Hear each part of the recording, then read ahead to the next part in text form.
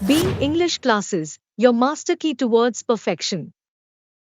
Hello friends, being English classes में आपका फिर से एक बार बहुत बहुत स्वागत है। इसके पहले मैंने बहुत सारे वीडियोस बनाए हैं इस लेसन के ताल्लुक से, पार्ट 1 और पार्ट 2। ये जो वीडियो है ये पार्ट 3 है। और अगर आप लोग इस वीडियो में पहली बार आए हो तो मेरी आपसे रिक्वेस्ट है कि आप लोग सबसे पहले पार्ट 1 और पार्ट 2 देख लीजिए। इससे आपको काफ़ी आइडिया मिल जाएगी और आप लोग पार्ट 1, पार्ट 2 और पार्ट 3 को कनेक्ट कर पाओगे। तो आइए शुरुआत करते हैं इस वीडियो से। It is evident however that in a country having only a seasonal rainfall, an immense quantity of rainwater must necessarily run off the ground। तो यहाँ पर evident का मतलब होता है जाहिर और however का मतलब होता है फिर भी। तो यहाँ पर exactly का क्या कहा गया है कि हमारा जो देश है, इस देश के अंदर सीजनल रेनफॉल होता है। सीजनल रेनफॉल का मतलब होता है कि पूरे साल में हमें सिर्फ 3 महीने ही बारिश होती है। कई कई जगहों में 4 महीने की बारिश होती है और इसके अलावा जो बाकी के जो महीने होते हैं उस वक्त कोई बारिश नहीं होती। तो इससे जो हमें जो पानी मिलने का जो सोर्स होता है, जो साधन होता है, वो सिर्फ 3 या 4 महीने का ही होता है। तो ये 3 या 4 महीने का जो अरसा होता है हमारा, इसमें हम लोग पानी को बचा कर नहीं रखते। हम पानी को बहा देते हैं। हम पानी को डैम वगैरह बनाकर हम पानी को समुद्र में मिलने से रोकते नहीं है। इस वजह से क्या होता है कि बाकी के जो महीने होते हैं, जैसे कि 8 महीने होते हैं, 8 महीने हमें काफी दिक्कत होती है पानी की। तो यहाँ पर कहा गया है कि इट इज एविडेंट, यानी जाहिर सी बात है कि अगर इस तरह से होगा, अगर हम लोग इस चीज के बारे में सोचेंगे नहीं तो क्या होगा कि फिर भी हमें मुश्किलें आएगी। It is evident, however, that in a country having only a seasonal rainfall, an immense quantity of rainwater must be necessarily run off the ground। इतनी बारिश होने के बावजूद हमें जो सीजनल रेनफॉल होता है और हमें जो 3 या 4 महीने का जो पानी हमें मिलता है बरसात का, ये हमारे लिए काफी नहीं है। हमें ऐसा कुछ करना चाहिए कि हमें 12 महीने या पूरे साल हमारे देश में पानी बहते रहना चाहिए। यहाँ पर जो सीवी रामन है ये पॉइंट बताते हैं। The collection and utilization, collection का मतलब होता है पानी को जमा करके रखना और यूटिलाइजेशन का मतलब होता है उसका इस्तेमाल करना। Of this water is therefore of vital importance, बेहद जरूरी है हमारे लिए कि हम पानी बचा कर रखें। पानी बचाने के बहुत सारे अलग अलग तरीके होते हैं। या तो आप पानी को एक आर्टिफिशियल टैंक बनाकर या आर्टिफिशियल लेक बनाकर आप लोग उस पानी को जमा करके रख सकते हो, या तो आप तालाब में वो पानी को जमा करके रख सकते हो, या आप एक डैम बना सकते हो ताकि वो पानी जमा हो जाए। या फिर आप इस तरह से कुछ कर सकते हो कि वो जो पानी है वो पानी को एक डायरेक्ट सोर्स दिया जाए ट्यूबवेल्स में, जो बोरवेल बोलते हैं हम लोग। आप बोरवेल में भी पानी छोड़ सकते हो। तो छत का जो पानी होता है वो जमा करके आप बोरवेल में डाल सकते हो। इससे क्या होगा कि जो अंडर वाटर वाटर टेबल होता है हमारा, यानी जो वाटर लेवल होता है बढ़ने लग जाएगा। इससे क्या होगा कि हम जमीन के नीचे भी पानी स्टोर कर सकते हैं। तो कलेक्शन और यूटिलाइजेशन, पानी को जमा करके रखना और उसका सही इस्तेमाल करना, ये आज के जमाने में काफी जरूरी है। Much of it flows down into the streams and reverse. इनमें से क्या होता है कि बहुत पैमाने पे जो हमारा जो पानी होता है ये ऐसे बह कर चला जाता है। जो बारिश का जो पानी होता है वो क्या होता है कि ज्यादा पैमाने पर समुन्द्र में, नदी नालों के जरिए ये बहने लगता है और जाकर समुद्र में मिल जाता है। इसे हम कुछ ऐसा करना चाहिए कि ये हम रोक सके and ultimately find its way to the sea. तो जैसे कि मैंने आप लोगों को बताया कि बारिश का जो पानी होता है ना, ये नदी में, नालों में, तो छोटे छोटे जो तालाब होते हैं, ये जो पानी है ये सब क्या होता है समुद्र में जा मिलता है। तो हमें क्या करना चाहिए कि हमें कुछ ऐसा रास्ता निकालना चाहिए कि ये जो समुद्र में जाने वाला जो पानी है उसको हम रोक सके। इनक्रेडिबली का मतलब होता है कि हैरान कर देने वाली चीज या आश्चर्यजनक रूप से। Large quantities of the precious fluid, यहाँ पर प्रेशियस फ्लूइड क्या है, ये जो पानी है इसको प्रेशियस फ्लूइड कहा गया है। प्रेशियस का मतलब होता है कीमती और फ्लूइड का मतलब होता है लिक्विड, क्योंकि पानी जो है वो लिक्विड फॉर्म में होता है और ये बेहद जरूरी है हमारे लिए और काफी कीमती चीज है। आर दस लॉस टू द कंट्री, हमारे देश के लिए ये सबसे बड़ा नुकसान है कि ये जो इतना ज्यादा पानी जो हम लोग क्या कर रहे हैं, हम लोग वेस्ट कर रहे हैं, हम इसके बारे में कभी सोचते नहीं है कि इस पानी को हम कैसे जमा कर सके। इस चीज के बारे में सीवी रामन सर जो है वो ताजुब करते हैं कि इतना बड़ा देश है हमारा और इतना ज्यादा पानी हमें मिलता भी है। अगर आप दूसरे देशों को देखोगे तो वहाँ पर हमारे इंडिया के मुकाबले कम पानी मिलता है, जैसे कि सहारा डेजर्ट हो, अफ्रीका हो। आज भी अफ्रीका ऐसे दौर से गुजर रहा है कि उनको पानी की बहुत दिक्कत हो रही है। लेकिन हमारे इंडिया जैसे देश में जहाँ पानी की कोई कमी नहीं है, 3 या 4 महीने जो हमें पानी मिलता है पूरे साल भर में, इसका हम सही इस्तेमाल कर सकते हैं। लेकिन ताज्जुब है, सीवी रामन कहते हैं कि इसके बारे में कोई सोच नहीं रहा है। इतना कीमती पानी जो है हम क्या करते हैं, वेस्ट कर देते हैं। The harnessing of reverse, harnessing का मतलब होता है कि कंट्रोल करना और उसका उपयोग करना। Of rivers the waters of which now mostly run to waste, यानी क्या होता है कि ये जो पानी जब नदी नालों में से होते हुए जब ये समुद्र में जा मिलता है तो ये कंप्लीट वेस्ट है। इतना कीमती पानी क्या हो रहा है, समुद्र, खारे समुद्र में जाकर मिल जाता है। यह हमारे देश के लिए सबसे बड़ी समस्या है। ये नेशनल प्रॉब्लम है विच मस्ट बी कंसिडर्ड का मतलब होता है इसके बारे में हमें सोचना चाहिए। And dealt with on national lines, dealt with का मतलब होता है चर्चा करना, विचार करना। इसके ऊपर हमें सेंट्रल और नेशनल लेवल पे इस बात की चर्चा करनी चाहिए कि कैसे हम ये जो पानी जो बहता हुआ समुद्र में जाकर मिलता है उसको हम कैसे रोक सके और इस पानी का हम कैसे इस्तेमाल कर सके, इससे हम कैसे एनर्जी क्रिएट कर सके। ये बहुत सारी चीजें हैं, इसके बारे में हमें सोच विचार करनी चाहिए। ये सीवी रामन कहते हैं। Vast areas of land, vast का मतलब होता है कोई जमीन ज्यादा फैली हुई होती है, ज्यादा एकर्स में जो जमीन होती है उसको वास्ट एरियाज ऑफ लैंड बोलते हैं। Which at present are mere scrub jungles, vast areas of land which at present are mere scrub jungles could be turn into fertile. CV Raman कहते हैं कि ना हमारे इंडिया में अब भी इतने सारे बड़े पैमाने पे काफी ज्यादा एकड़ में इतने सारी जमीन है जो आज भी हमारे देश में ऐसे जंगल मौजूद है जो छोटी झाड़ियों के लिए काफी जाने माने हैं। यानी ऐसे जंगल जहाँ पर छोटी छोटी झाड़ियां होती है, जैसे राजस्थान में हो। राजस्थान में आप लोग देखोगे, राजस्थान गुजरात का कई ज्यादा भाग ऐसा है कि वहाँ पर काफी छोटी झाड़ियां हैं, उसको स्क्रब बोलते हैं हम लोग। तो उन छोटी झाड़ियों वाला जो जो इलाका है उसको हम कैसे उपजाऊ जमीन में के रूप में उसको इस्तेमाल कर सके, ये हमें सोचना चाहिए। एंड प्रॉस्पेरस, प्रॉस्पेरस का मतलब होता है खुशहाल। Prosperous country bye courageous and well planned action, आज हमारे देश को खुशहाल बनाने के लिए एक सोची समझी प्लानिंग की जरूरत है, ताकि हमारा जो देश है वो आगे जाकर ये जो छोटी छोटी झाड़ी वाला जो जंगल है इसको हम उपजाऊ जमीन के इस्तेमाल में ला सके और वहां पर हम फसल वगैरह उगा सके। तो ये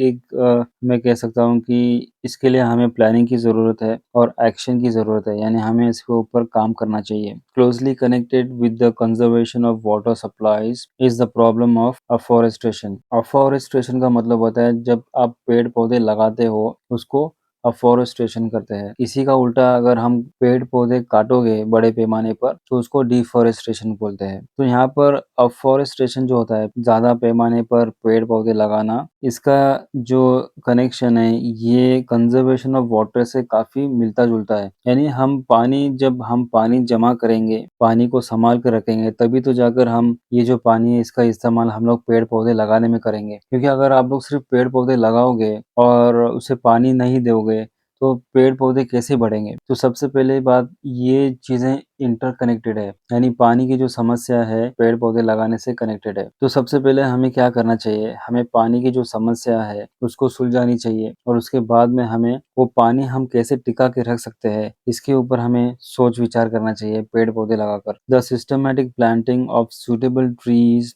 इन एवरी पॉसिबल, यहाँ पर सिस्टमेटिक प्लांटिंग की बहुत जरूरत है। आज आप लोग देखोगे चाइना जो देश है उनके वहां पर भी बहुत बड़ा रेगिस्तान है और वो लोग क्या कर रहे हैं, वो लोग वहां के रेगिस्तान में, वहां के इलाके में जो वहां के सुटेबल जो पेड़ पौधे हैं, यानी वहां उगने वाले जो पेड़ पौधे होते हैं वो लगाने की कोशिश कर रहे हैं, यानी वहां के रेगिस्तान को हरा भरा करने की कोशिश कर रहे हैं। इसी तरह से चाइना की तरह ही सऊदी अरेबिया भी एक देश है जहां पर वहां की जो सऊदी हुकूमत है, यानी सऊदी जो गवर्नमेंट है, जो सूखे रेगिस्तान को हरे भरे रेगिस्तान में कन्वर्ट करने की कोशिश कर रहे हैं। तो यहाँ पर systematic planting of suitable trees, suitable trees का मतलब होता है वो इलाके में, जो इलाका है उस इलाके में जो पेड़ पौधे उगने चाहिए वो वहाँ पेड़ लगाने चाहिए। जैसे कि जम्मू कश्मीर में आप लोग देखोगे वहां पर पाइन ट्रीज ज्यादा उगते हैं, तो वो वाले पाइन ट्रीज अगर आप लोग रेगिस्तान में लगाओगे, वो क्लाइमेट जम्मू कश्मीर वाले जो पेड़ पौधे हैं वो रेगिस्तान के क्लाइमेट को सूट नहीं करेंगे। ठीक उसी तरह से रेगिस्तान में उगने वाले जो पेड़ पौधे हैं वो अगर आप जम्मू कश्मीर में लगाओगे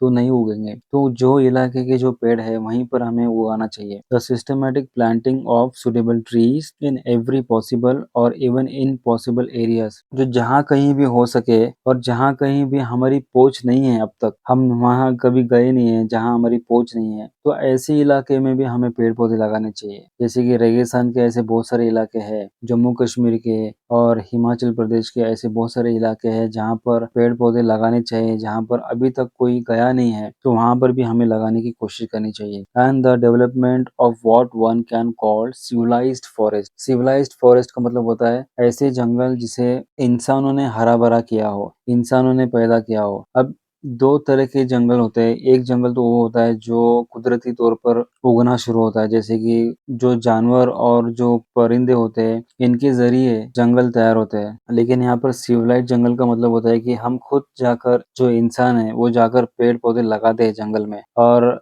जंगल को हरा भरा करने की कोशिश करते हैं, तो उसको सिविलाइज्ड फॉरेस्ट कहा जाता है। as has distinguished from wild and untamed जंगल। अनटेम जंगल का मतलब होता है कि ऐसा जंगल जहाँ पर इंसान ने कोई छेड़छाड़ नहीं की हो किसी पेड़ पौधे के साथ में, उसको अनटेम जंगल कहा जाता है। तो आज हमें ऐसी जंगल की काफी जरूरत है। हमें खुद से जंगल तैयार करना चाहिए। अगर जंगल रहेंगे तो फिर हम रहेंगे। Is one of the most urgent needs of India. यानी आज जो देश, हमारे देश को जो जरूरत है, काफी अर्जेंट यानी काफी जरूरत है हमें इस चीज की कि हम पेड़ पौधे और जंगल तैयार करें। Such plantation would directly and indirectly prove a source of untold wealth to the country. Untold का मतलब होता है बहुत ज्यादा। सच प्लांटेशन, इस तरह के जो हम पेड़ पौधे लगाएंगे, जो सिविलाइज्ड फॉरेस्ट की जो मैं बात कर रहा हूँ, would directly and indirectly prove a source of untold wealth to the country. C V Raman कहते हैं कि ये जो जंगल है जो हम लोग तैयार करेंगे, चाहे वो कुदरती तौर पर हो या इंसानों ने बनाया हो, ये जंगल ये हमारे देश के लिए एक संपत्ति की तरह काम करेगा। अनटोल्ड का मतलब होता है बहुत ज्यादा। दे वुड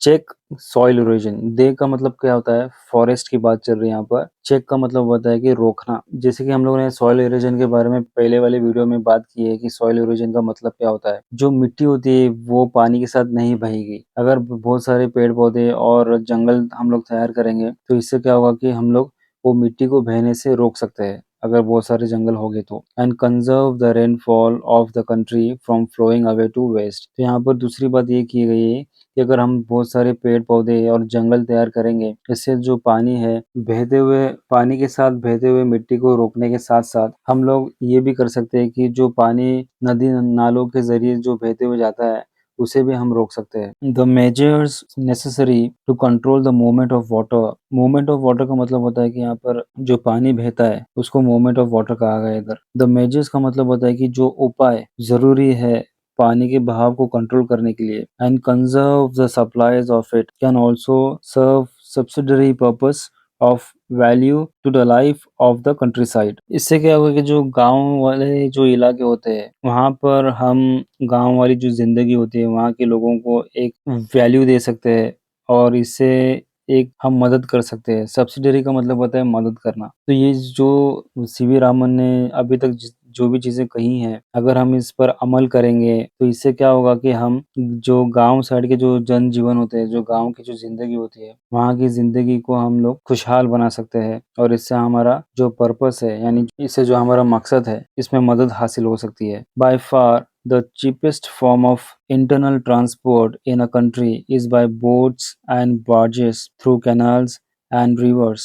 जो भी ये माल वगैरह जाता है ना एक जगह से दूसरी जगह, या तो ये रेलवे से जाएगा, या तो ये हवाई जहाज से जाएगा, या तो ये बस से जाएगा। लेकिन एक जगह से दूसरी जगह माल पहुंचाने का और एक तरीका होता है, वो है पानी के जरिए। तो जो सीवी रामन है वो कहते हैं कि हम पानी का इस्तेमाल माल को एक जगह से दूसरी जगह ले जाने के लिए भी कर सकते हैं। वो कैसे कर सकते हैं हम, और ये सबसे ज्यादा सस्ता तरीका है माल को एक जगह से दूसरी जगह ले जाने का। वो हम लोग ऐसा कर सकते हैं कि हम जगह जगह कैनल्स तैयार कर सकते हैं ताकि वहां पर बोट का इस्तेमाल कर सके और बोट के जरिए पूरे देश में, बोट्स यानी नाव के जरिए पूरे देश में माल को एक जगह से दूसरी जगह ले जाया जा सके। By far the cheapest form of internal transport in a country is by boats and barges. Barges का मतलब होता है जो बड़े-बड़े जो शिप्स सिर्फ माल को ले जाने का काम करते हैं, उसको बार्जेस बोलते हैं। तो ये जो बड़े-बड़े शिप्स है और बड़े जो छोटे-मोटे जो नाव होते हैं, ये कैसे जाएंगे?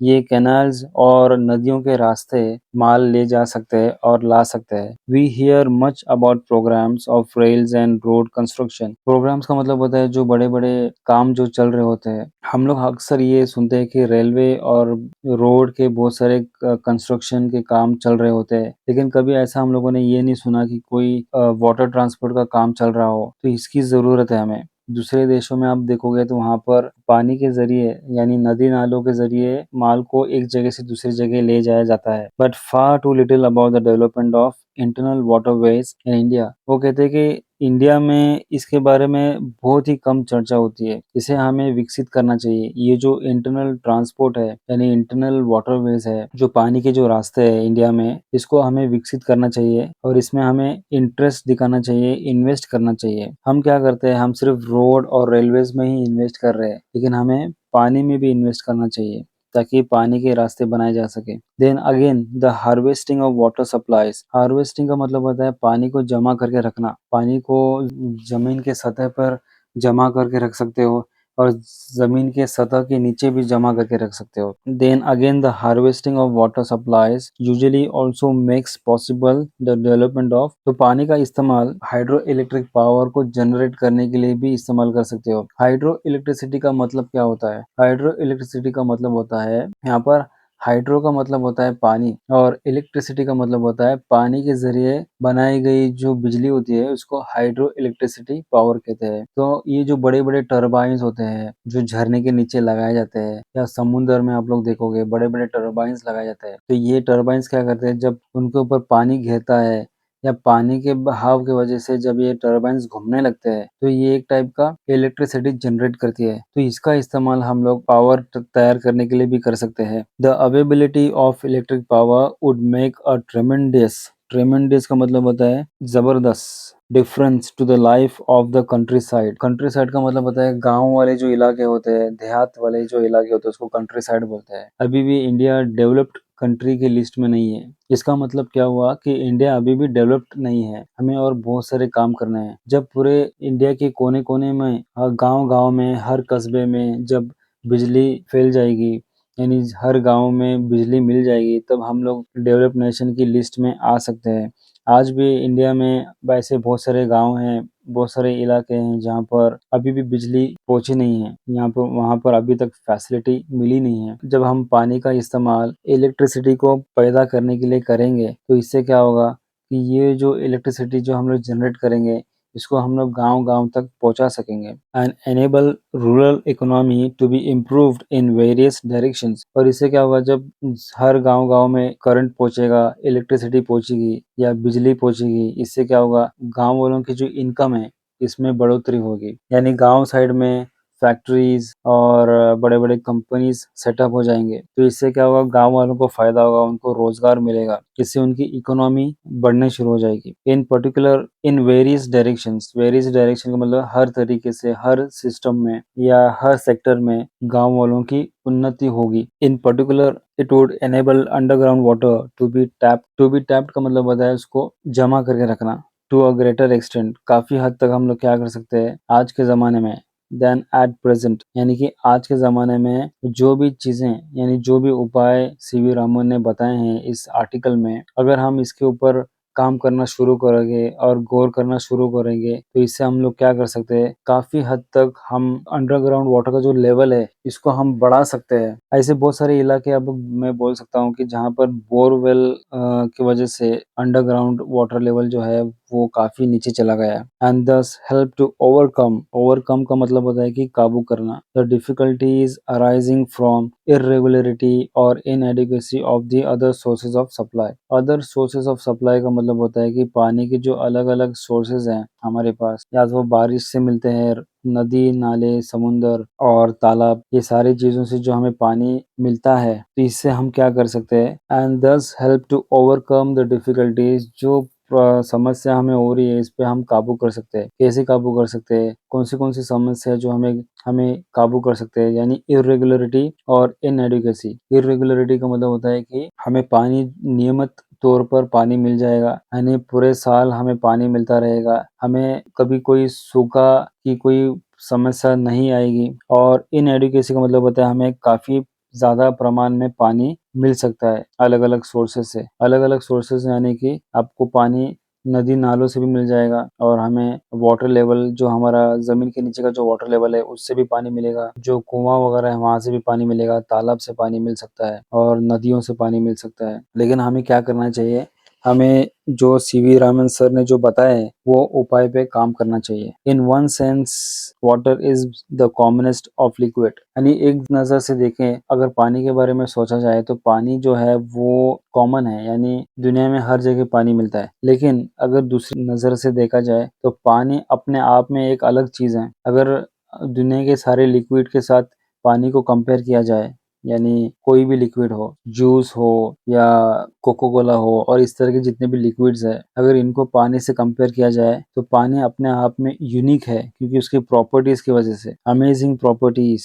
प्रॉपर्टीज का मतलब होता है पानी के जो गुण धर्म है, इसके गुण धर्म के वजह से पानी अपने आप में एक अलग चीज है, which are responsible for its unique power of maintaining animal and plant life. पानी का ये जो गुणधर्म है इसके वजह से अब जो हमारे जीव जंतु, पेड़ पौधे और जानवर है इनकी जिंदगी पानी पर निर्भर है। ऐसा कोई जानवर या कोई पेड़ पौधा नहीं दिखाई देगा आपको जो जूस के ऊपर या कोको कोला के ऊपर जी रहा हो। पानी की हमें सबसे ज्यादा जरूरत है। The investigation of the nature and properties of water is therefore of the highest scientific interest। आज हमें जो रिसर्च करना चाहिए वो पानी पर करना चाहिए, उसके गुण धर्म पे करना चाहिए और हमें रिसर्च करना चाहिए जो ये पर्यावरण है इस पे रिसर्च करना चाहिए क्योंकि पर्यावरण है तो हम रहेंगे, पानी है तो हम रहेंगे। अगर ये दोनों नहीं रहे तो हम जो इंसान है वो नहीं रहेंगे। तो सबसे ज़्यादा ज़रूरत आज के ज़माने में जो है जिस पर हमें रिसर्च करना चाहिए वो है पानी और हमारा जो पर्यावरण है। And is far from an exhausting field of research. Exhausted field of research का मतलब होता है इस फील्ड में हम लोग रिसर्च ही नहीं कर पा रहे। तो ये करने की अंत में सीवी रमन जो है वो हमें एक मैसेज दे रहे हैं, हमें एक सजेशन दे रहे हैं लास्ट लाइन में कि हमें रिसर्च करना काफी जरूरत है जो कि हम इस चीज से कोसों दूर है। और इसी के साथ हमारा जो ये लेसन है पूरा हो चुका। अगर आप लोग को मेरा एक्सप्लेनेशन समझ में आता हो और आपको मेरे वीडियो पसंद आते हो तो आप लोग मेरे वीडियो को लाइक, शेयर और सब्सक्राइब कीजिए। अपने दोस्तों को मेरे वीडियो के बारे में बताइए और इसी के साथ बने रहे बीइंग इंग्लिश क्लासेस के साथ में। Thank you very much.